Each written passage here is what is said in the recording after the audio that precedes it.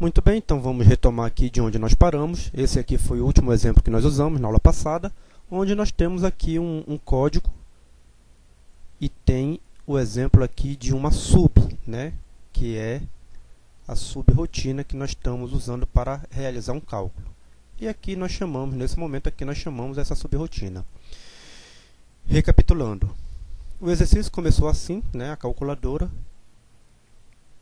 Bem aqui ele pede o operador, e depois que ele pede esse operador para o usuário, se vai ser mais, menos e o divisão, ele executa, ele pega todas as informações que foram já coletadas, né, o número 1, o número 2 o operador, e aqui ele vai ver se o operador for mais, menos, multiplicação e divisão, e executa direto. No segundo exemplo, nós vimos que nós podemos criar uma subrrotina, ok? E essa subrrotina, ela tem a função de ajudar a enxugar o código. Caso eu precisasse chamar mais de uma vez esse procedimento, essa sub, eu iria ter que copiar tudo isso aqui, cada vez que eu fosse chamar. Por exemplo, se eu fosse chamar aqui, em vez de eu simplesmente digitar isso, eu teria que digitar tudo isso aqui, ok?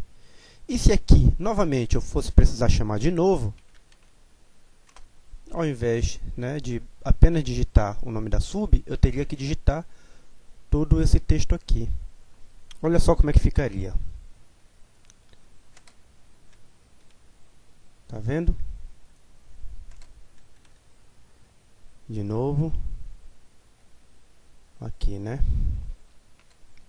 Vamos supor que eu precisasse chamar 3 vezes essa sub durante o meu código, eu iria, ao invés de simplesmente digitar isso, eu ia ter que digitar tudo isso aqui.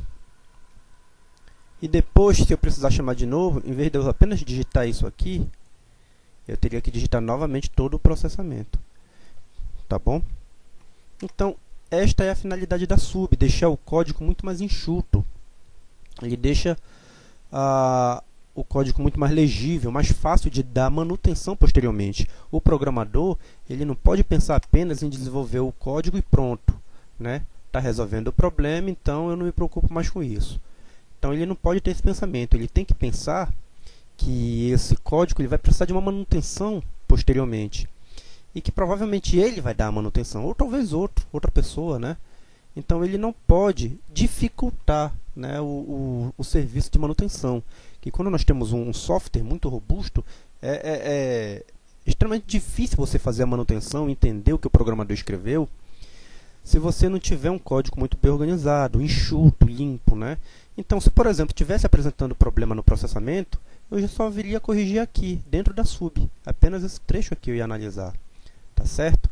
Então esse aqui foi o último exemplo que nós usamos. Eu escrevi aqui um outro exemplo de subrrotinas. É o mesmo programa, só que com uma aplicação um pouquinho diferente. Aqui nós só temos uma sub, ok? Essa sub tem um if, que identifica se o operador digitou mais, menos, multiplicação ou divisão. E aí dentro de cada if ele apresenta o devido resultado. Esse outro exemplo, eu fiz um pouquinho diferente. Então está aqui o if. Está vazio, ok? Vamos preencher juntos. E aqui eu fiz 4 subrrotinas. Eu fiz uma subrrotina apenas para somar, outra para subtrair, outra para multiplicar e outra subrrotina para fazer a divisão. Ok? Então, eu acho que eu não falei na aula passada, como é que você cria uma sub? É muito fácil, uma subrrotina, né? Acabou que eu deixei o exemplo pronto e não comentei sobre isso, mas está aqui, ó. Você digita sub, ele já dá aqui, ó, a instrução subrrotina, permite que você realize um grupo de coisas com uma só chamada. Então eu digito sub, que é o início da subrrotina, dou um nome qualquer, a minha sub, e aí eu finalizo aqui, end, ó, tá aqui, end sub. Tá? Ele me diz aqui que é para fechar a sub. E aqui dentro dessa palavra e dessa palavra, ou seja, onde começa a sub e onde termina, eu vou desenvolver meu código, tá certo? Então, dessa forma se cria uma sub, muito simples, do jeito que está aqui. Muito bem, então eu tirei o if de dentro da sub, como estava no exemplo anterior, né? Ia ter uma sub para fazer tudo, e agora eu estou um pouco mais, um exemplo mais especializado. Se o operador escolhido for mais, o que eu vou fazer? Eu vou apenas chamar a minha sub soma. Ele já identifica aqui, eu já coloquei. Agora, se for menos, então eu já tenho uma sub só para isso, que é a subtração. Tá vendo? Então tá bem aqui a sub. Se você ainda não prestou atenção, ainda não percebeu, tá bem aqui, ó. Soma, subtração, isso aqui é uma sub, isso aqui é outra, ok? Uma para multiplicação, outra para divisão. Então eu apenas estou chamando essas subs. Olha só como fica elegante o código, né? Como ele fica bonito. Agora aqui, no caso da multiplicação, eu chamo a minha sub multiplicação. Tá aqui, ele já achou, né, o assistente do Small Basic. E por último a divisão. Tá certo? Vamos ver se roda?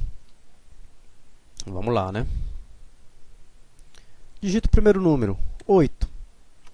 O segundo número, 10. Vamos fazer aqui uma multiplicação. Opa, 80, certinho.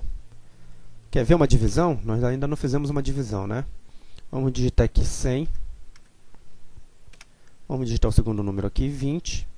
Vamos fazer uma divisão aqui e o resultado é 5. Perfeito? Então, meus amigos, está aqui mais um exemplo, tá? Semelhante ao anterior, com a diferença que eu fiz uma sub para cada procedimento. Aqui nós temos várias subs.